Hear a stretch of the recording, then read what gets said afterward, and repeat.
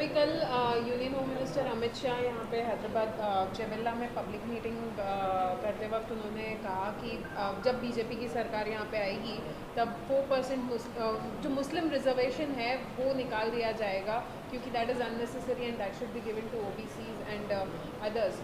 आप क्या कहना चाहेंगे, क्योंकि पहले ये कर्नाटक में इन लोगों बीजेपी की सरकार ने स्क्रैप किया और अब अमित शाह का ये बड़ा बयान आ रहा है, आप कैसे देखते हैं? देखिए, जब बीजेपी की नेशनल एग्जीक्यूटिव कमेटी की मीटिंग हैदराबाद में हुई थी तो आप तमाम मीडिया के ज़िम्मेदारों ने एक न्यूज़ को कैरी किया था कि भारत के वज़ीर आज़म ने बीजेपी के लोगों से कहा कि पसमानदा मुसलमानों की बात करो।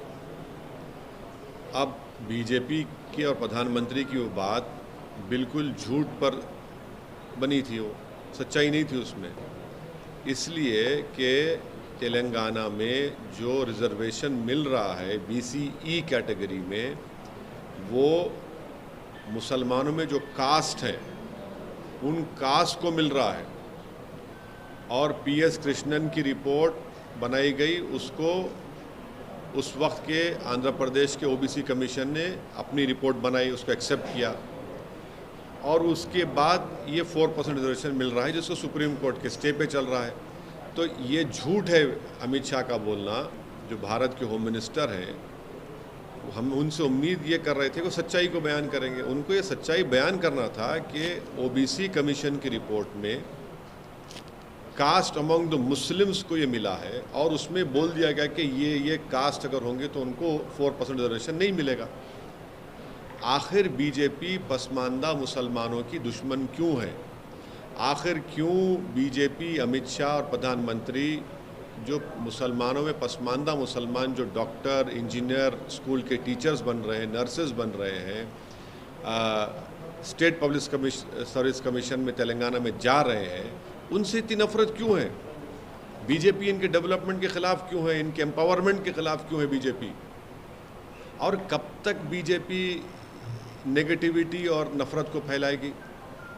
आप क्यों भारत के जो मुसलमानों में जो कास्ट हैं, जो जिनको संविधान के आर्टिकल 15 और 16 के तहत जिनकी सोशल एजुकेशनल बैकवर्डनेस का एक एम्पिरिकल डेटा है, कृष्णन की रिपोर्ट है, OBC कमीशन रिपोर्ट है, फिर उसके बाद सुधीर कमेटी की रिपोर्ट है, फिर तेलंगाना की OBC कमेटी ने उस सुधीर कमेटी रिपोर्ट को लेकर देखा और एक्सेप्ट किया कि यस, मुसलमानों के सोशल एजुकेशनल बैकवर्डनेस का एक एम्पिरिकल डेटा है।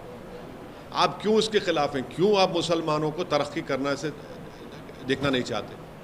भाई, अगर एक मुसलमान में जो बैकवर्ड क्लासेस हैं या कास्ट हैं, अगर उनके बच्चे डॉक्टर, इंजीनियर बन रहे हैं, स्टेट पब्लिक कमीशन में DYSP पुलिस ऑफिसर बन रहे हैं, RDO बन रहे हैं, तहसीलदार बन रहे हैं, टीचर बन रहे हैं, नर्सेज बन रहे हैं, कांस्टेबल में रिक्रूटमेंट हो रहा है, तो आपको इतनी तकलीफ़ क्यों हो रही है? आप क्यों मुसलमानों को मार्जिनलाइज करना चाहते? क्यों मुसलमानों को एलिनेट करना चाहते?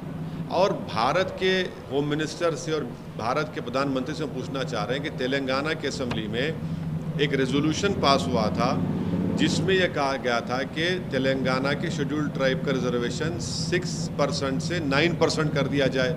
आप क्यों उस पर खामोश बैठे हैं? बताइए, करिए ना आप। और दूसरी बात, तेलंगाना की असेंबली में मुसलमानों में जो कास्ट हैं उनको 12% रिजर्वेशन का एक रेजोल्यूशन पास हुआ, एक्ट बनाया गया, उसको होम मिनिस्ट्री में है। अमित शाह क्यों जवाब नहीं दे उसका? और आपने कर्नाटका में निकाल दिया, सुप्रीम कोर्ट ने क्या कहा अभी तक वो नहीं जानती क्या बीजेपी? तो ये ऑल इन ऑल जो है बीजेपी का एक सिस्टमिक तरीक़ा है कि मुसलमानों को डेवलपमेंट से, उनके एम्पावरमेंट से रोका जाए। वो उनकी गरीब जो कास्ट है मुसलमानों में, उनके बच्चे पॉलिटिकली, सोशली, एजुकेशनली एम्पावर ना हो। इसीलिए तो बीजेपी के पास ना तो कोई मुस्लिम MP है, ना बीजेपी के पास ना कोई मुस्लिम मिनिस्टर है। ये उनकी खुली खुली नफरत की निशानी है और ये पॉलिटिक्स ऑफ डिसअपियरेंस बीजेपी कर रही है मुसलमानों के लिए। कर्नाटका की आप मिसाल दे रहे हैं, कर्नाटका में वो जो इंटरिम रिपोर्ट के ऊपर आप कास्ट को निकाल सकते हैं क्या? रिजर्वेशन नहीं निकाल सकते, कंप्लीटली अनकॉन्स्टिट्यूशनल है, इलीगल है। अच्छा, वो इंटरिम रिपोर्ट पब्लिक डोमेन में भी नहीं है, आप दीजिए पब्लिक डोमेन रिपोर्ट लिखे कर्नाटका की। तेलंगाना में तो ये है फैक्चुअल पोजीशन, ये है जो भारत के होम मिनिस्टर सच्चाई को नहीं बयान की है। कल एक और बात भी बोले होम मिनिस्टर कि